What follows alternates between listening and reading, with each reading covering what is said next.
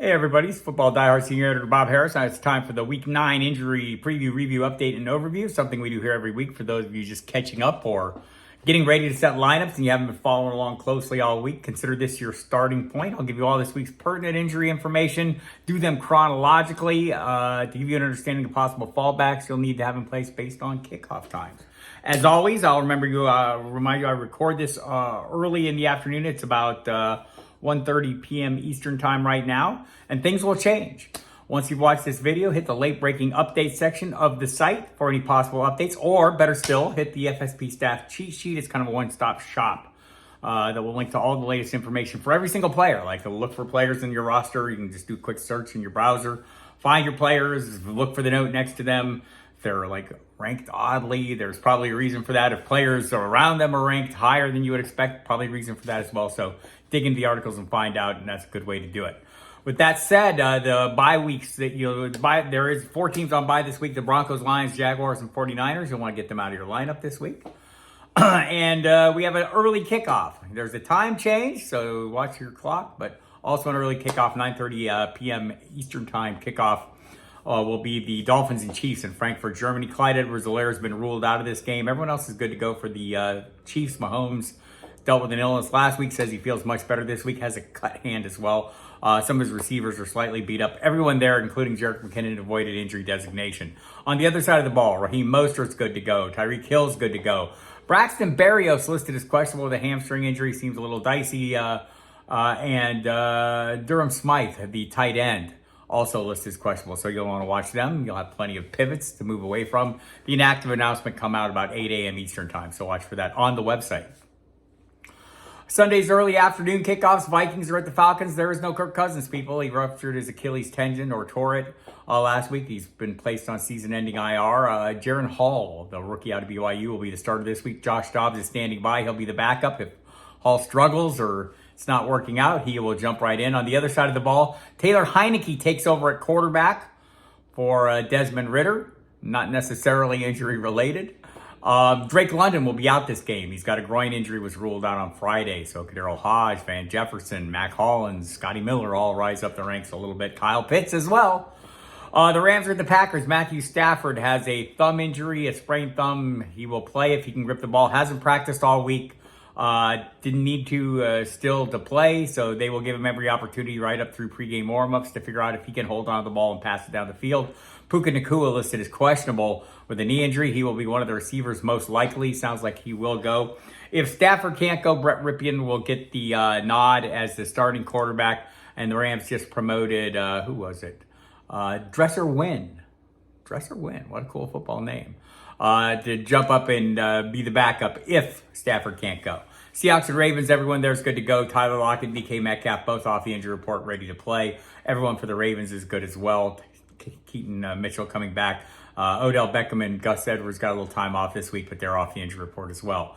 Buccaneers at the Texans. Damian Pierce has been ruled out. That means Devin Singletary will be the starting running back. He'll split with Mike Boone in this game. Robert Woods has been ruled out, the wide receiver, so maybe a little more meat for Tank Dell and Nico Collins and the guys we're interested in there as well. Noah Brown even. Brevin Jordan, the tight end, also out with a foot injury.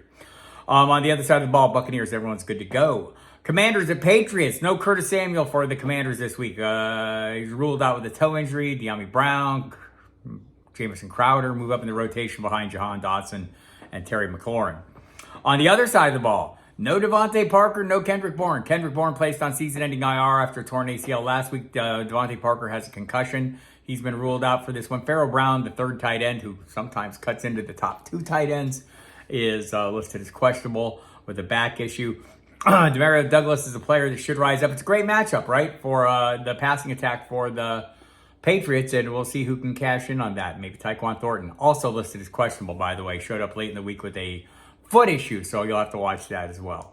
The Cardinals are at the Browns. Kyler Murray is listed as questionable officially. He must be activated to play. That seems unlikely to happen. The reporting is that Clayton Tune, the 5th-round pick, the rookie, will get the start against that Cleveland defense. He'll do it without running back Amari DiMarcado, who's been ruled out. Keontae Ingram, next man up there. Michael Wilson, the rookie wide receiver, who's a great run blocker, by the way, is listed as questionable for this one as well, so watch out for that. Trey McBride, a player on the rise. Will a change of quarterback slow him down? Kyler Murray should be back next week, people.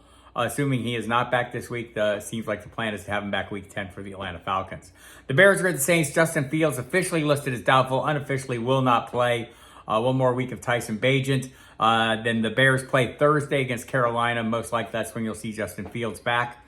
On the other side of the ball, everyone was really good to go. They've been dealing with illnesses there. Kendrick Miller, the rookie running back, came down with that illness late in the week, so he is listed as questionable. Like, Alvin Kamara is not leaving much room for anybody else in that backfield to excel. Kamara getting the job done. He's our running back 1 in the rankings this week for good reason. Heavily targeted. That takes us into the late afternoon window. The Eagles at the Cowboys. The Cowboys at the Eagles. My bad. Big game. Lots of pieces there that we love. One of them will not be Boston Scott, the running back, has been ruled out due to personal matters. Maybe Rashad Penny can be active this week. We'll see. Wouldn't count on anyone but DeAndre Swift and maybe a little Kenneth Gainwell. All the other pieces that we're interested in, healthy and ready to go. The culture of the Panthers, Josh Downs, was added to the injury report on Thursday, limited with a knee injury. He did practice again on a limited basis Friday, so that's a good sign. He is listed as questionable, something to watch. On the other side of the ball, DJ Chark, questionable with an elbow injury. Limited him quite a bit in practice this week. Laviska Shenault ruled out. Chuba Hubbard will get the start. Frank Reich confirmed this week over Miles Sanders, how the mighty have fallen in that one. Sanders will still have a role, but definitely playing behind Hubbard. The Giants are at the Raiders. What's going on in Vegas? Yes, new head coach Antonio Pierce takes over as an interim basis for the fired Josh McDaniels. They also fired the GM Dave Ziegler. They also fired their offensive coordinator. They promoted their quarterbacks coach. They also made a change at quarterback. Jimmy Garoppolo is out. Aiden O'Connell is in. So that'll be something to watch. O'Connell, if you remember the last time he started, heavily targeted Devontae Adams. Heavily targeted Josh Jacobs, had like 11 targets in that game. Everyone else, not so much. So we'll see how it plays out. But the plus matchup on the other side of the ball, Daniel Jones returns. Tyrod Taylor ruled out with rib injury. Doesn't matter. Daniel Jones is back from his neck injury. But there will be no Darren Waller. He's a candidate for IR, injured his hamstring, so he'll miss an extended period. Whether he goes on IR or not, this is not going to be a one-week injury. And Graham Gano been placed on IR as well, heading for surgery. They signed Cade York, who, as I speak, is the kicker of choice. They also have Randy Bullock, though. They signed 2 kickers. And Randy Bullock's on the practice squad. You'll want to watch if there was a change or an elevation for Bullock and a demotion for York or not. Or maybe you just avoid the situation altogether. I'm going to advise that route. That takes us to the Sunday night game. The Bills are at the Bengals. Looks like we're pretty much good to go here. Joe Mixon is listed as questionable. Zach Taylor said he'd be good to go right before they listed him as questionable. So it seems like he's going to be. It's a really great matchup for the running backs against the Buffalo Bills. So you'll have to take that up, and you might need a fallback option. Maybe it's a Monday night's game. The Chargers at the Jets.